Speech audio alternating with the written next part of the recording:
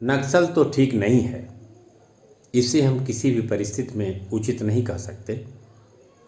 फिर भी सोनभद्र जनपद में जब नक्सल गतिविधियां चरम पर थी, वैसी स्थिति में जंगलों का कटान थम सा गया था, या हम कह सकते हैं कि रुक सा गया था। फिर से नक्सल गतिविधियां जैसे ही निष्क्रिय हुई हैं, समाज के लिए उचित है कि इस तरह की गतिविधियां न हो, परंतु जंगलों को खतरा बढ़ गया है। जंगलों में एक बार फिर से अवैध खनन, पेड़ों की कटान, वन्य जीवों को खतरा बढ़ सा गया है। और यह खतरा आम लोगों से कहीं अधिक उन विभागों के अधिकारियों के सह पर हो रहा है।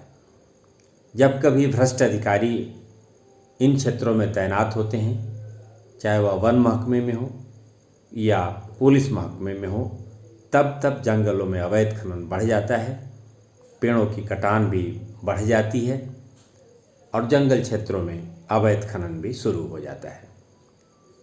और जब वन महकमा या पुलिस महकमा में ईमानदार अधिकारियों की तैनाती होती है, तो इन अवैध कामों पर काफ़ी हद तक रोक भी लगता है। पर स्थिति काफ़ी बिगड़ चुकी होती है जब किसी के द्वारा इन अपराधियों को सह दिया जाता है और किसी के द्वारा जब उन पर रोक लगाने की कोशिश की जाती है। ऐसी स्थिति में वर्दी के ऊपर हमले भी होते हैं और नुकसान भी उन्हें ही उठाना पड़ता है। आइए हम जानते हैं कि सोनभद्र जनपद के घुरमा रेंज में अर्धरात्रि में क्या हुआ, वन महकमे की टीम को कौन सी सफलता मिली, क्या यह महज एक ही घटना थी या इस तरह की घटना पहले आम हो चुकी थी, अब उस पर रोक लगाने की कोशिश हो रही है। इतना तो तय है कि नक्सली गतिविधियों की निष्क्रियता से इन क्षेत्रों में जंगलों की कटान बढ़ गई है। नक्सल गतिविधियों में कमी आना समाज के लिए अत्यंत उपयोगी है, पर नक्सल गतिविधियों को बढ़ाने में जिन लोगों का योगदान रहता है, उनके विरुद्ध कार्रवाई किए बिना इस पर सदैव के लिए रोकथाम लगा पाना मुश्किल सा है। आइए हम जानते हैं वह कौन सी घटना है जिसमें वन महकमे के लोगों को सफलता मिली है। सोनभद्र में लकड़ी की तस्करी, तस्करों ने की फायरिंग, वन महकमे के जिम्मेदार अधिकारियों और कर्मचारियों को मिली सफलता, एक तस्कर की हुई गिरफ्तारी और एक भागने में रहा सफल। सेंचुरी एरिया में पकड़ी गई इमारती लकड़ियों की तस्करी, फायरिंग के बीच एक दबोचा गया। घुरमा रेंज के कन्हौरा सेंचुरी एरिया में इमारती लकड़ियों के कटान और उसके तस्करी की सूचना लगातार मिल रही थी। वन कर्मियों की टीम ने इमारती लकड़ियों से लदी बोलेरो को रोका तो उसमें बैठे तस्करों ने बचने के लिए फायर छोड़ दिया। घेराबंदी कर वन कर्मियों की टीम ने एक तस्कर के साथ ही लकड़ी लदी पिकअप कब्जे में ले ली। दूसरा तस्कर जंगल के रास्ते भाग निकला। पकड़े गए तस्कर का दोपहर बाद अर्थात आज ही चालान कर दिया गया। फायरिंग स्थल से 4 खोखे भी बरामद हुए हैं। पिछले कई दिनों से घुरमा रेंज के कन्हौरा सेंचुरी एरिया में इमारती लकड़ियों के कटान और उसके तस्करी की सूचना मिल रही थी। घुरमा रेंजर चंद्रप्रकाश तिवारी की अगुवाई वाली टीम ने 2-3 बार बताई गई जगह पर छापा भी मारा, परंतु तस्कर बचकर निकल जाते रहे। सोमवार की आधी रात के करीब किसी ने घुरमा रेंजर को लकड़ियों की कटान और तस्करी की फिर से सूचना दी। इस पर रेंजर चंद्रप्रकाश तिवारी और वन दरोगा सतीश कुमार दीक्षित की अगुवाई में 2 टीमें अलग अलग दिशा से बताई गई जगह की तरफ रवाना हुई। जैसे ही वन दरोगा की अगुवाई वाली टीम कन्हौरा सेंचुरी क्षेत्र में पहुंची, सामने से एक बोलेरो आती दिखाई दी। तस्कर फायरिंग कर वाहन को तेजी से भगाने लगे। बोलेरो वाहन को रुकने का इशारा किया गया, तो उसमें बैठे तस्कर फायरिंग कर वाहन को तेजी से भगाने लगे। उधर दूसरी तरफ रेंजर चंद्रप्रकाश तिवारी की अगुवाई वाली टीम ने भी घेरेबंदी कर लकड़ी लदी पिकअप सहित एक तस्कर को पकड़ने में कामयाबी पा ली। दूसरा तस्कर वहां से कूदकर फरार हो गया। पकड़े गए तस्कर ने अपना नाम राधे श्याम पुत्र बचाओ निवासी कमरिया थाना रायपुर बताया। उसको गिरफ्तार करने के साथ वाहन को भी जब्त कर लिया गया। मामले में वन्य जीव अधिनियम के तहत कार्रवाई करते हुए पकड़े गए आरोपी को मंगलवार को अर्थात आज दोपहर बाद न्यायालय में पेश किया गया, जहां उसे न्यायिक हिरासत में लेकर जेल भेज दिया गया। कार्रवाई में शामिल टीम में वन्य जीव रक्षक राम कैलाश आर्य, वन दारोगा अजय प्रकाश, वन रक्षक अनिल कुमार सिंह, वन्य जीव रक्षक रामदास, वन दारोगा फराज नदीम शामिल है।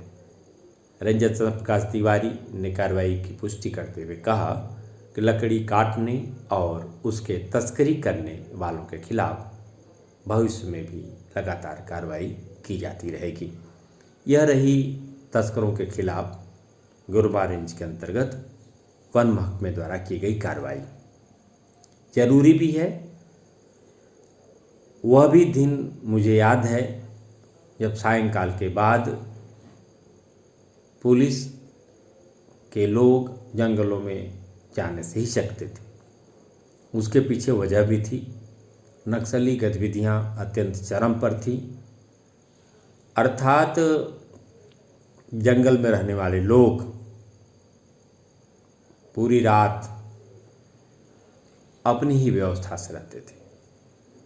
कुछ चीज़ें और भी बता दूं जो अधिकृत तौर पर वन विभाग के लोग नहीं कबूल करेंगे, पर सच्चाई यह थी कि इन जंगलों में काम करने वाले अधिकारी या कर्मचारी उन नक्सलियों को विश्वास में लेकर के अपनी ड्यूटी किया करते थे। जानते थे कि इन नक्सलियों की सूचना विभागीय अधिकारियों को दी जाएगी या अन्य लोगों को दी जाएगी, तो वे इन जंगलों में सुरक्षित तरीके से अपनी ड्यूटी नहीं कर पाएंगे।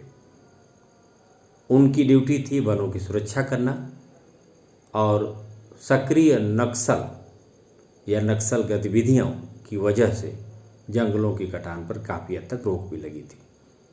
कुछ लोग नक्सली और अपराधियों में अंतर नहीं कर पाते।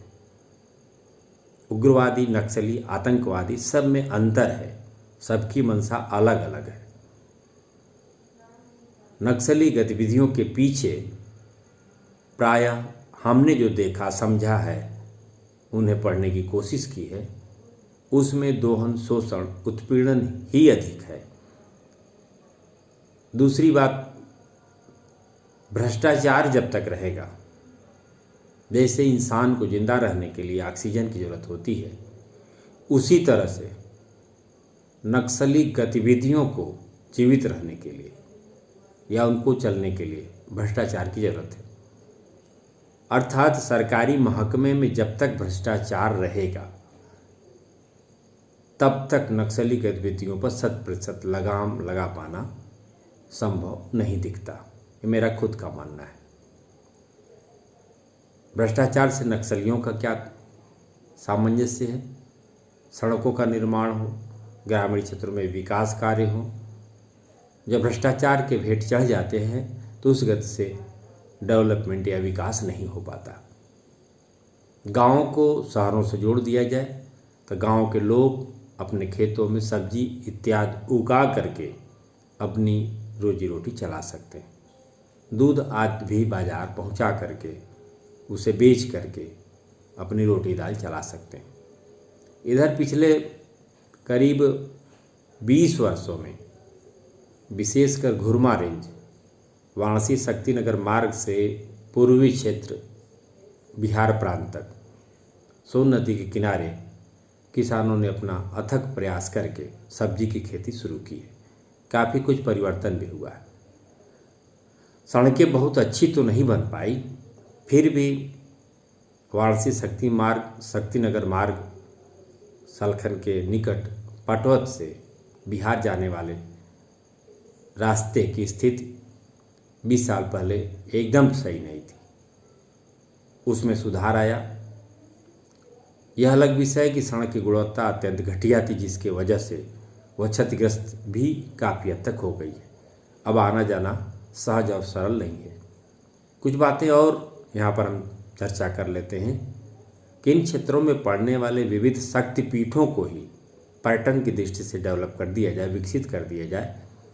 उन शक्तिपीठों को एक दूसरे से रोपवे के माध्यम से जोड़ दिया जाए तो भी आवागमन इन क्षेत्रों में बढ़ जाए और यहाँ के लोगों की गरीबी भी काफ़ी हद तक कम हो जाए। हम यह कह सकते हैं सरकारी भाषा में कि जो युवा गुमराह हैं वे राष्ट्र की मुख्य धारा से भी जुड़ सकेंगे। कुछ काम करना होगा। भ्रष्टाचार इसीलिए हम कहते हैं नक्सली गतिविधियों के लिए, जैसे इंसान के लिए जिंदा रहने के लिए ऑक्सीजन की ज़रूरत है, उसी तरह से नक्सली गतिविधियों को चलते रहने के लिए भ्रष्टाचार की ज़रूरत है। जब तक सरकारी महकमा में भ्रष्टाचार होगा, जब तक आम जनता से वर्दीधारी वसूली करते रहेंगे, तब तक इस तरह की गतिविधियों पर 100% लगाम लगा पाना संभव नहीं है। सबसे ज़्यादा नुकसान वर्दीधारियों को ही इन नक्सलियों से उठाना पड़ता है और दुर्भाग्य की बात, सबसे ज़्यादा ग्रामीण क्षेत्र के लोग जब दुखी होते हैं, पीड़ित होते हैं न्याय के लिए, तो इन्हीं थानों पहुँचते हैं। जब कुछ थानेदार व्यक्तिगत लाभ, व्यक्तिगत स्वार्थ के चक्कर में उनकी अनदेखी करते हैं, फरियादियों को न्याय दिलाने में समर्थ नहीं हो पाते, कभी कभी वे उन फरियादियों का उत्पीड़न भी कर देते हैं, तो ऐसी स्थिति में इन जंगल क्षेत्रों के रहने वाले सीधे साधे लोगों के मन में आक्रोश का पनपना लाजमी है। और उन्हीं क्षेत्रों में जब नक्सल गतिविधियाँ सक्रिय होती हैं तो वे उनसे जा कर के मिल जाते हैं और जुड़ जाते हैं। तब जा कर के क्रमशः स्थिति और भयावह हो जाती है। फिर उन वर्दीधारियों में जो ईमानदार अधिकारी हैं वे इनको अंकुश लगाने की कोशिश करते हैं और कभी कभी उन्हें शहादत भी देनी पड़ती है। इसके लिए कोई दूसरा जिम्मेदार नहीं है। सरकारी महकमे से भ्रष्टाचार पर 100% लगाम लग जाए, ग्रामीण क्षेत्रों का पर्याप्त विकास हो जाए और दूसरी तरफ त्वरित न्याय मिल जाए, तो इस तरह की गतिविधियों का अवसर विशेषकर सोनभद्र के जो जंगली क्षेत्र हैं, जहाँ पर नक्सली गतिविधियाँ यदा कदा अब भी सक्रिय हो जाया करती हैं, हमारे पास इसका प्रमाण तो नहीं है, फिर भी पुलिस महकमा जब काम्बिंग करता है तो निश्चित तौर पर उन्हें कहीं न कहीं इसकी सूचनाएं मिलती होंगी। या हम यह कह सकते हैं कि उत्तर प्रदेश के सोनभद्र से लगे हुए बिहार, झारखंड, छत्तीसगढ़, मध्य प्रदेश के प्रांतों में कहीं भी जब नक्सली गतिविधियाँ सक्रिय होती हैं, ऐसी स्थितियों में भी सोनभद्र में सावधानी बरती जाती है और वह बरती भी जानी चाहिए। इसका अस्थायी निदान ग्रामीण क्षेत्रों के पर्याप्त विकास से है, युवाओं को रोजी रोटी मुहैया कराने से है, सरकारी योजनाओं का लाभ लोगों तक पहुंचाने से है। अब मुझे लगता है महज गाँवों को नगरों और सड़कों से जोड़ दिया जाए, संपर्क मार्ग की व्यवस्था हो जाए, तो खुद ग्रामीण अपने अनाज पैदा करके, सब्जी पैदा करके, दूध इत्यादि उत्पादित करके उन्हें शहरों तक पहुंचा करके अपनी रोजी रोटी का बंदोबस्त वे खुद कर लेंगे। और इसका सहज रास्ता यही है कि उन्हें संपर्क मार्ग से जोड़ा जाए, बाहर के लोग भी वहां तक आसानी से पहुंच जाएं, ज़रूरत पड़ने पर प्रशासन के लोग भी सहजता से पहुंच जाएं, तब जा कर के इस तरह की गतिविधियों और जंगल में हो रहे अवैध खनन, अवैध कटान को रोका जा सके। जिले का दुर्भाग्य है कि जिले के जो महत्वपूर्ण अधिकारी हैं अपने ड्यूटी के दौरान या हम कहें को अपने पूरे कार्यकाल के दौरान पूरे सोनभद्र का दौरा भी नहीं कर पाते, तब तक उन्हें इस जिले से पुनः वापस बुला लिया जाता है या अन्यत्र भेज दिया जाता है। समस्याएं ज्यों का त्यों बनी रह जाती हैं।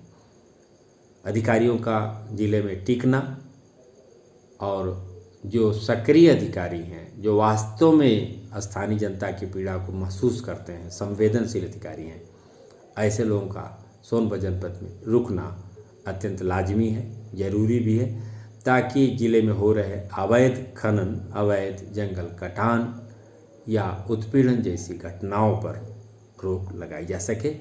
मुझे लगता है कि थोड़ी बहुत भी स्थिति में सुधार होगा तो मेरे द्वारा कही गई बातों का कुछ न कुछ उपयोग हो सकेगा। जय हिंद, जय भारत।